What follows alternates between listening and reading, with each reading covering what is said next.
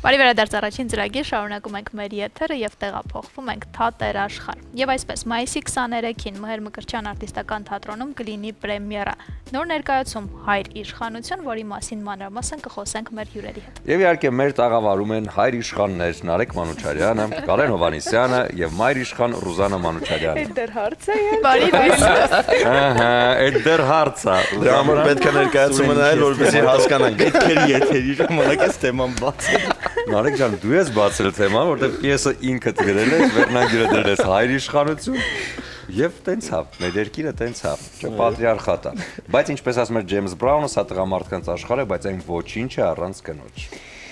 Դա խոսենք ներկայացումից, տեսար խաղաղություն հաստատեցի։ Ինչի մասին է, իրոք Հայր իշխանություն, թե իրականում այստեղ Հայր իշխանություն ասված է ինքը Աստծո գերակայության մասին է, այսինքն հոր տիրոջ գերակայությունը մարդկանց վրա, պատմությունը տղամարդու կնոջ մասին է, չեմ ուզում շատ փակագծեր բացեմ, որովհետև այնտեղ ինտրիգային կետեր կան, որ ներկայացումը նայելիս պիտի մարդիկ հասկանան։ Տղամարդու կնոջ հարաբերությունների մասին է, երբ որ յուրաքանչյուր իր կյանքում ունենում է որոշակի սահմաններ, որոնք ինքնագծում իր համար ու դիմացինի համար, ու ինչքան ցավալի է լինում, երբ դիմացինը փորձում է խախտել այդ սահմանները, որովհետև յուրաքանչյուրս ունենք մեր ազատության կետերը, որը պիտի չխանգարի մյուսի ազատությանը։ այո, արդյոք այդպես են մտածում դերասանները։ Դե այո, իհարկե։ Քանի որ մտածել են Սցենարիստը կարող է մտածի այնպես, ինչպես ինքն է մտածում։ Բացի նրանից, որ Նարեկը պիեսի հեղինակն է, նաև բեմադրում է, այստեղ մենք ընդհանրապես տարբերակ չունեինք չենթարկվելու, չհավատալու եւ համակարծիք չլինելու, նենց որ այո, միաձայն։ Իհարկե լինում են դեպքեր, որ գուցեև չհամաձայնենք ինչ-որ բանի հետ, բայց ամեն դեպքում պիեսը այնպես է գրված, որ ուղղակի չկա ինչ-որ կետ ու տեղ, որտեղ դու կկարողանաս դու ինքդ դրսևորվել որպես անհատ։ Այստեղ կոնկրետ անհատի դրսևորումների մասին չի, այստեղ կոնկրետ Ադամի եւ Եվայի մասին է, կին ու տղամարդու մասին է, ու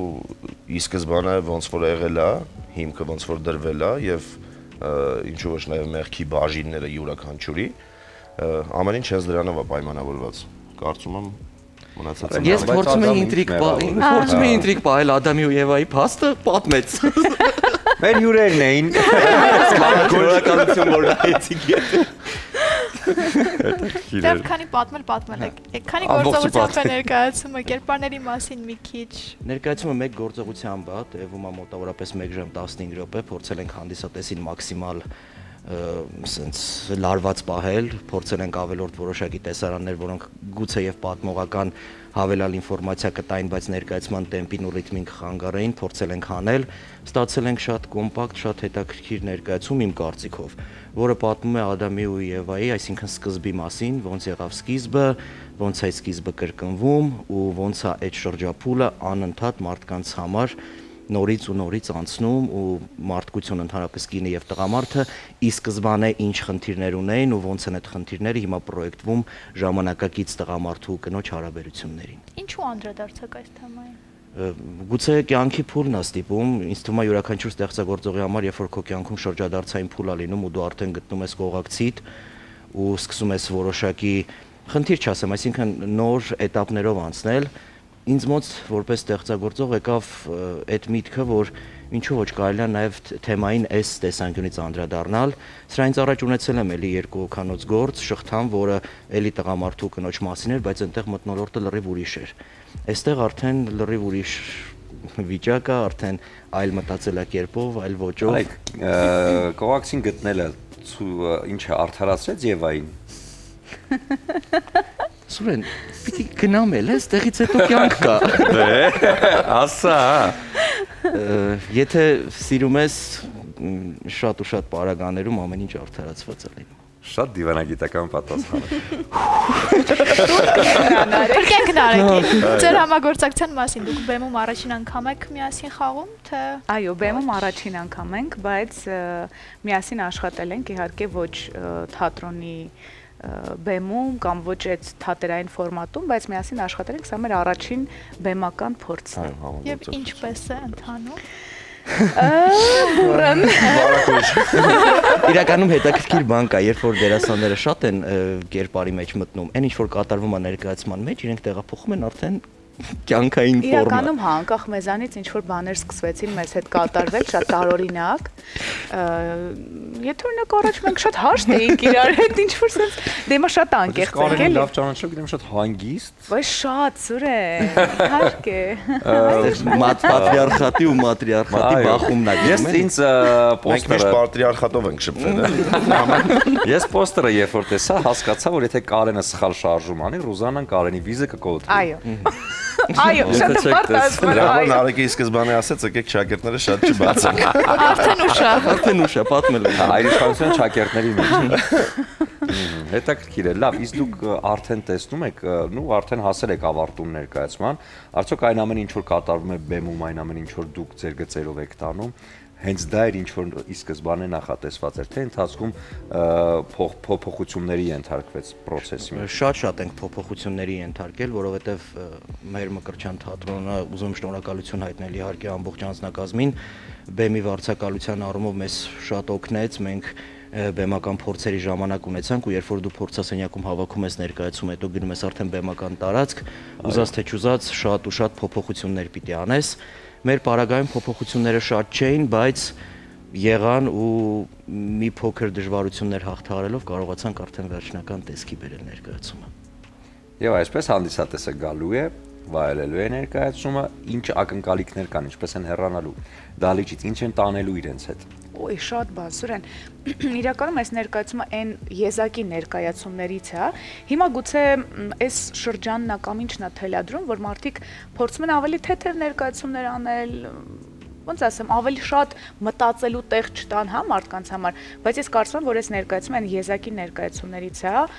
որտեղից լիքը բան են տանել։ Ինչ ենք մտածելու ներկայացում, ինչի շուրջ ենք, հա, այն որ ասում եմ փոքրիկ կաթիլը տվեցինք, դե գնացեք մտածեք, այդ կաթիլը որն է, ինչի շուրջ են, հետո սկսենք։ Ինքը այնքան բազմաշերտ է, եթե շատ խտացնենք, յուրաքանչյուրը կարա իր համար ինչ որ մի բառ վերցնի այդ ներկայացումից ու գնա դրա շուրջ մտածի։ Ես վստահ եմ, որ ամեն մի հանդիսատես այս ներկայացումը դիտելուց հետո որոշակի խնդիրներ իր կյանքում, որոնց պատասխանները գուցե չի գտել կամ մտածել է ոնց կարելի է այս հարցին լուծում տալ, վստահ եմ, որ հաստատ այս ներկայացման շնորհիվ գուցե հավատ կարտնանա իր մեջ, գուցե սերը նորից կվերադառնա։ Թեման աստվածաշնչյան է ու դա շատ պարտավորեցնող է, որովհետև երբ որ դու խոսում ես աստվածաշնչի լեզվով, երբ որ դու այդ թեմայի մեջ ես, շատ ու շատ պարագաներում դու քեզ չես կարողանում բացարձակ ազատություն տալ ու հենց դա էլ գալիս է ներկայացման մտքին, որ յուրաքանչյուր մարդ միևնույն է սոցիումում ապրելով կամ առանց սոցիումի ապրելու պիտի ունենա իր սեփական սահմաններն ու բարիերները, որոնք երբեք պիտի չհաղթահարվեն ու երբեք ոչ թե չհաղթահարվեն, այլ չպիտի հատվեն, որ մենք կարողանանք մեզ որպես մարդ տեսակ ձևավորել այն կետում, որ մենք կանք, այսինքն ցրիվ չգանք, չտարալուծվենք, լինենք այնպիսին, ինչպիսին մենք կանք։ Ու այստեղ տղամարդու կնոջ բախում հենց այդ է, որ եւ Եվան, եւ Ադամը այս սկզբնական փուլում փորձում են որպես անհատ, որպես տղամարդ ու կին իրենց գտնել այդ փոքր բեմական տարածքում, փոքր տանը ու առաջ են գալիս խնդիրներ, որոնք գուցե եւ պիտի սիրո միջոցով լուծվեն, գուցե չէ հաստատ պիտի սիրո միջոցով լուծվեն, բայց սերը մղվում է երկրորդ պլան, որովհետեւ գալիս է արդեն անհատի ցանկությունները, որոնք չպիտի լինեին առաջին պլանում։ Իսկ վիզուալը ինչպիսին է։ Որ ժամանակների վիզուալ ենք տեսնում։ Ժամանակաշրջան չկա ներկայացման մեջ, այսինքն մենք տեսնում ենք օրինակ հագուստի առումով, նաև շնորհակալություն եմ ուզում հայտնել Մարինեին Թադևոսյան, ով ֆանտաստիկ հագուստներ է գծել ու շատ գեղեցիկ հագուստներ ենք ստացել մեր դերձակներին։ Այնտեղ գուցեև մի պահ լինի, որ նկատենք, որ ինչ որ հունական ոճ կա, գուցեև անտիկ ոճին ավելի շատ գնանք, միջնադար նմանացնելու վրա է, չկա կոնկրետ ոչ ինչ որ ազգային կամ տարազային, նման ոչինչ չկա։ Բայց վիզուալ առումով ուզում եմ նշեմ, որ գներես կար ընդհատեցի, որ Հայրիշխան հարուստ է վիզուալ առումով ներկայացումը, եթե ես նայում եմ որպես հանդիսատես, մենք անդադար բեմում բացի նրանից, որ շարժ կա, ինքը շատ ակտիվ ներկայացում է, դրան զուգահեռ նաև մենք անդադար զգեստներն ենք փոխում, հոգեվիճակի հետ զուգահեռ արդեն հանդիսատեսի փոխվում է դիմաց։ Ընտրել եք մի թեմա, հատկապես աստվածաշնչյան, այսպես աղբյուրից վերցնելով, որը բավականին երկար ժամանակ բոլոր ժամանակներում կարելի ասել ներկայացվել է, եւ ես հիշում եմ վերջինը, որ տպավորված եմ շատ Լարս ֆոն Տրիերի ֆիլմներ Մայրիկը, որտեղ իհարկե Խավիեր Բարդեմն էր խաղում։ Առանովսկու այլ ներողություն եւ Խավիեր Բարդեմն էր շատ հետաքրքիր էր ներկայացված, բայց ի վերջում հասկանում ես, որ սա լրիվ Ադամի եւ Եվայից սկսվող մինչեւ իհարկե Հիսուսի այդ պատմությունն է գալիս։ Սա էս իրենց ձեռագիրներ։ Մեր հայ հանդիսատեսի համար ներկայացման մեջ արդյոք կան որոշակի էլեմենտներ, որոնք ավելի հասանելի ու հասկանալի կդարձնեն այն թեման, որը դուք բարձրացրել եք ներկայացման մեջ։ Կարծում եմ, այո, եւ նաեւ կարծում եմ հակառակը, որ կգտնվեն շատ մարդիկ, որոնք չեն հասկանա ինչի մասին է, որովհետեւ ամեն դեպքում այս ներկայացումը նայելու համար պետք է նաեւ որոշակի բազա այդ մասով, այս այն կենցաղային ոչ ներկայացվածը կենցաղային խոսքով այնպես է ներկայացված, որ նույնիսկ մարդիկ ճիշտ է չեն կտրվի քո խոսքից, կլսեն քեզ անդադար, բայց գուցե եւ չֆիքսեն եւ չմարսեն այն ամեն ինչը, ինչը դու ասում ես։ Սրա համար կարծում եմ որոշակի ինֆորմացիա եւ բազա է պետք մարդու համար, որպեսզի կարողանա ճիշտ ընկալ։ Թատրոնը հենց այդ մասով ինքը պարտադրում է, որ պիտի ունենաս այդ բազան, որովհետեւ յուրաքանչյուր ներկայացման գնալուց, երբ որ որոշակիորեն թեմային ծանոթ ես լինում, պիտի նաեւ կարդաս գնալուց առաջ, որ կարողանաս հասկանալ։ Լավ, մի այսպեսի հարց։ Ներկայացումը ավելի շատ կանանց համար է, թե տղամարդկանց։ Հավասար է չափ կարծում։ Հավասար, իսկապես ասելիք ավելի շատ ում է ուղղված։ Բեմադրիչը տղամարդ է, գուցե որոշակիորեն լինի տղամարդ։ Դու գրել ես այնպես ոնց որ դու ուզում ես, բայց արդյոք իրենք այդպես են։ Չէ, ինձ համար հավասար է, նույնիսկ ներկայացման ավարտն էլ է բերում նրան, որ հավասար բայց ավարտ չպատմեք։ Գոնե Չէ, ուզում եմ ասել, որ իսկապես մարդկության մասին է։ Կին տղամարդ էական չէ։ Յուրաքանչյուր մարդ կարա բախվի այդ խնդիրները։ Այստեղ երկու անհատով է ներկայացված, բայց սա խոսում է ամբողջ աշխարհի մարդկության մասին։ Յուրաքանչյուր մեկի մասին։ Ոչ հայ, ոչ ամերիկացի։ Այստեղ ոչ ազգություն կա, ոչ էլ մեծ հաշվով ինչ որ անհատի մասին է սա։ Դե մարդկության պատմության սկիզբն է։ Այո, ամբողջ։ Ու վերջ։ Իսկ ձեզ ինչ տվեց ներկայացումը, դուք ինչ եք վերցրել։ Որ մեսիջը։ Ոայ, իրականում չգիտեմ Կարենը ինչ կասի, բայց իմ կյանքում Կարենը ինչ է վերցրել։ շատ բաներ փոխվեցին այս նույնիսկ փորձերի ընթացքում իմ աշխարհընկալումը, աշխարհայացքը ամբողջությամբ փոխվել է, որովհետև անդադար դու մի թեմայի մեջ ես, որտեղ ամեն օր նոր հարցեր են առաջանում, ամեն օր նոր ինչ-որ բարդություններ, դժվարություններ, որոնք հաղթահարվում են։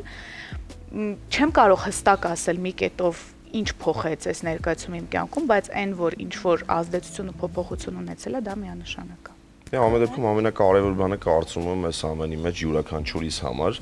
ինչքան դու փորձում ես խոսել եւ Աստվածաշնչից եւ Աստծո խոսքին ես ծանոթանում ասելիքին, կարծում եմ անդադար ես ու Նարեկը քննարկում ենք, դա որ անդադար մենք ինչ որ ամեն օր ինչ որ փոքրիկ քայլերով մոտենում ենք Աստծուն։ Երևի ամենակարևոր բանը դա է, որ ինչ որ կետում, ինչ որ տեղ կարողանում ես ավելի մոտ գնաս Աստծուն։ Շատ մարդիկ դա եկեղեցու հետ են կապում, շատ մարդիկ ուղղակի իրենց համար ընթերցանությամբ են այդ մոտեցմանը գալիս, բայց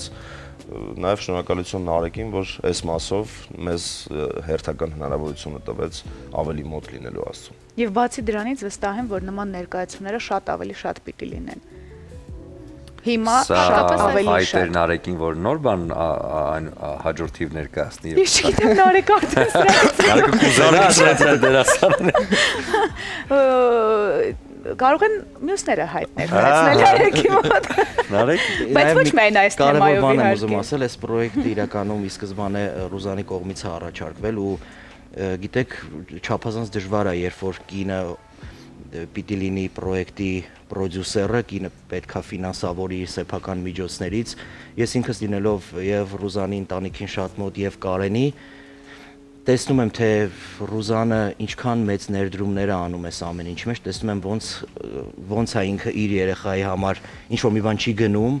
ու այդ նույն գումարը բերում ներդրում է այս ներկայացման մեջ, որ մենք կարողանանք մաքսիմալ ունենալ հետաքրքիր բան։ Ու դրա համար ուզում եմ շնորհակալություն հայտնել նաև Ռուզանին, որ ինքը լինելով այս ոլորտի մեջ արդեն երկար ճանապարհ անցած մարդ հանձն առավ գլխավորել այն գիծը, որը մենք բռնեցինք ու վստահության ֆոնի վրա կարողացանք առաջ տանել։ Դե մենք ձեզ մաղթում ենք հաջողություն, ինչպես ասում են, նիպուխը նիպիրա։ զբոգը։ Եվ իհարկե համոզված ենք, որ ծափերը լինելու են շատ հնչեղ եւ այն հաղորդակցությունը, որ կա հա ի սկզբանե դրված պիեսի հիմքում անմիջական հասնելու է հենց հանդիսատու։ Իդեպ մենք ձեզ եւս հրավիրում ենք մեր ներկայացմանը առաջնախաղին։ Մայիսի 23-ին համեցեք։ Շնորհակալ ենք շատ եւ հաջողություններ ձեզ։ Շնորհակալ ենք։ Հիմա Կլինի կարճատև դադար մեր եթերում, որից հետո կվերադառնանք եւ կամփոփենք այսօրվա առավոտը։